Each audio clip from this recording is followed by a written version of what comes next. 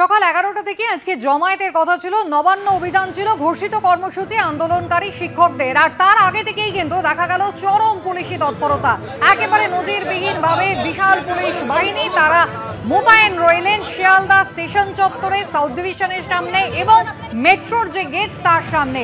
একের পর এক চাকরিহারা আন্দোলনকারী শিক্ষক শিক্ষিকাকে বেছে বেছে খুঁজে খুঁজে আইডেন্টিটি কার্ড দেখে দেখে প্রিজন ভ্যানে তোলার কাজ শুরু হলো। শিয়ালদার পর সেই জায়গাটা পাল্টে হয়ে গেল ধর্মতলা, এবং সেখানেও কিন্তু সাধারণ মানুষের ভিড়ের মধ্যে থেকে বেছে বেছে এই আন্দোলনকারী শিক্ষকদের ধরছে পুলিশ, তুলছে প্রিজন ভ্যানে।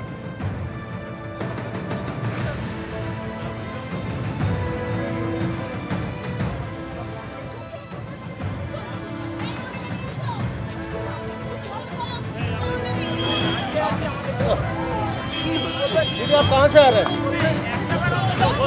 বলতে পারতো যে আপনাদেরকে ধরা হচ্ছে কি জানেন, কোনো কিছু নেই, স্পেশাল ফোর্স থেকে আমরা ধরে নিয়ে আসছি।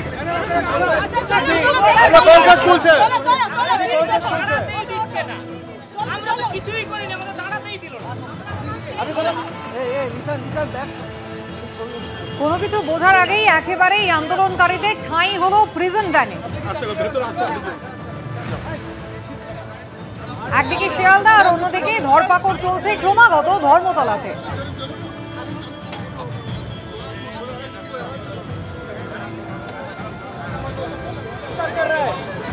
শিয়ালদা হোক বা ধর্মতলা, একেবারে নজিরবিহীন তৎপরতা দেখা গেল পুলিশের তরফ থেকে। ধর্মতলার এই মুহূর্তের ছবিটা রাখবো আপনাদের সামনে। অরিত্রিক ভট্টাচার্য রয়েছেন আমাদের সঙ্গে। অরিত্রিক, কিছুক্ষণ আগে ডিসি সেন্ট্রাল তিনি জানাচ্ছিলেন যে আইন শৃঙ্খলার অবনতি হতে পারে এই শহরে, সেই কারণে আগাম এই তৎপরতা। একেবারেই তাই, দেখো, এবং সেই তৎপরতা এখনো একই রকমভাবে বহাল রয়েছে।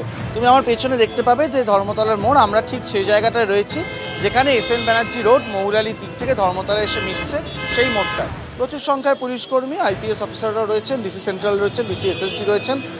তারা এখানে মূলত যারা আসছেন, আমরা যেটা বারবার দেখছি ধারাবাহিক পদ্ধতি, যখনই কেউ আসছেন যারা আন্দোলনকারী, যারা আজকে নবান্ন অভিযানের দিকে এগোনোর পরিকল্পনা করেছেন, তাদেরকে গ্রেফতার করা হচ্ছে।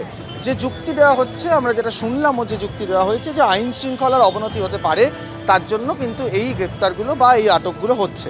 কিন্তু মজার ব্যাপার এটাই যে যারা এখানে আটক হয়েছেন বা গ্রেফতার হয়েছেন, সেই শিক্ষক শিক্ষিকারা যারা প্রিজন ভ্যানে তোলা হচ্ছে, তাদের সঙ্গে আমরা যখন কথা বলার চেষ্টা করছি, তারা যেটা বারবার বলছেন যে তারা তো আন্দোলন শুরুও করেননি, তারা শুধুমাত্র একটি বেসরকারি বাসে করে, পাবলিক ট্রান্সপোর্ট যে কেউ উঠতে পারেন সেই বাসে করে তারা ধর্মতলার দিকে আসছেন, সেই সময় তাদের গ্রেফতার করা হচ্ছে। অর্থাৎ তারা যে আইন শৃঙ্খলা অবনতি ঘটাতে পারেন, সেই সম্ভাবনার কথা তারা পুলিশ কী করে জানলো? তাদের আন্দোলন শান্তিপূর্ণ হবে না, সেই আগাম ভাবনাই বা কীভাবে এলো, সেই প্রশ্নগুলো কিন্তু তাদের মধ্যে রয়েছে। এবং আমরা এর আগে দেখেছি যে একেবারে আই কার্ড চেক করা, মানে তারা যদি শিক্ষক না হন, কাউকে যদি শিক্ষক সন্দেহ করা হয়, তাহলে সেক্ষেত্রে তার আই কার্ডে অন্য কোনো পেশার প্রমাণ থাকতে হবে, তারপর তাদের ছাড়া হচ্ছে। এই ঘটনা আমরা দেখলাম। এই এসএন ব্যানার্জি রোড যেহেতু শিয়ালদায় এক দফা এই আন্দোলন কর্মসূচিকে সংঘবদ্ধ করার পরিকল্পনা ব্যর্থ হয়েছে, তারপর অনেকেই ধর্মতলার দিকে আসছিলেন, তাই এই এসএন ব্যানার্জি রোড ধরে ধরপাকড় সবচেয়ে বেশি। দূরে ওইদিকে মেট্রোর গেট বা বিভিন্ন দিকে ধর্মতলায় তো প্রায় 6টি মেট্রোর গেট আছে। প্রত্যেকটি মেট্রোর গেটে আমরা পুলিশি প্রহরা দেখছি, সেখানে সন্দেহভাজনদের আই কার্ড চেক করা হচ্ছে বা আটক করা হচ্ছে তার প্রয়োজনে। এবং বাস স্ট্যান্ড, যেটা আমরা ধর্মতলা অত্যন্ত সুপরিচিত, দূরপাল্লার বাসগুলো এসে দাঁড়ায়, কিছু স্বল্প দূরত্বের পরিষেবার বাস দাঁড়ায়, সেখান থেকেও কিন্তু অনেককে আটক এবং গ্রেপ্তার করা হয়েছে। এমন দৃশ্য দেখা গেছে যে কোথাও তারা হোটেলের সামনে দাঁড়িয়েছেন, দু একজন খাবেন বলে, সেখানেও গ্রেপ্তারি হয়েছে। এমনকি ধর্মতলার অতি সুপরিচিত জুতো বিপণীতে একজন জুতো কিনতে এসছেন বলে দাবি করছেন। তিনি বারবার বলছেন যে আমার সঙ্গে শিক্ষকতার কোনো সম্পর্ক নেই, আমি শুধুমাত্র জুতো কিনতে এসেছি।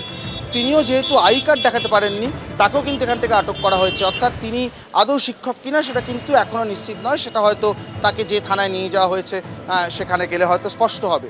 এইটুকু বোঝা যাচ্ছে যে আজকের আন্দোলন যাতে কোনো রকমভাবে দানা না বাঁধে, তার জন্য পুলিশি সক্রিয়তা অত্যন্ত বেশি ছিল।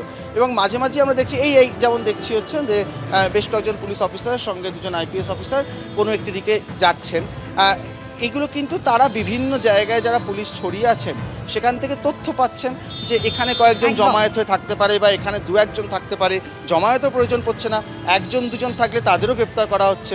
তো এই নিরন্তর অপারেশনই বলবো এটাকে পুলিশের, সেটা প্রায় 2-3 ঘন্টা হতে চললো ধর্মতলার মোড়ে চলছে এবং আরও কিছুক্ষণ চলবে, কারণ পুলিশের উচ্চপদস্থ আধিকারিকরা যারা এখানে বর্তমান রয়েছেন তারা মনে করছেন যে আইন শৃঙ্খলা অবনতি ঘটানোর যে মাধ্যম যারা ঘটাতে পারেন তাদের নাকি এখনো এই চত্বরে তারা আসতে পারেন, তাদের পাওয়া সম্ভব।